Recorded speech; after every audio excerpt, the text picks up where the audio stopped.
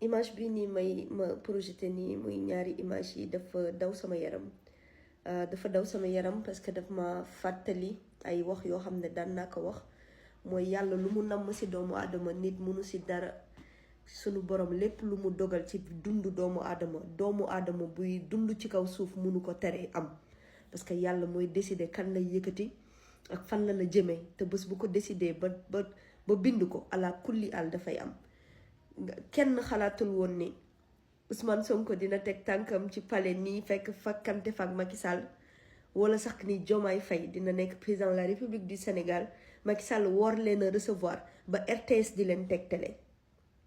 c'est-à-dire et puis waxuma la loolu sax mais humilité bi Ousmane Sonko àndal taxaw ci ginnaaw Diomaye di ko gunge loolu gor rekk ko mën Ousmane Sonko nit ñi war nañ la jox cër parce que nag wax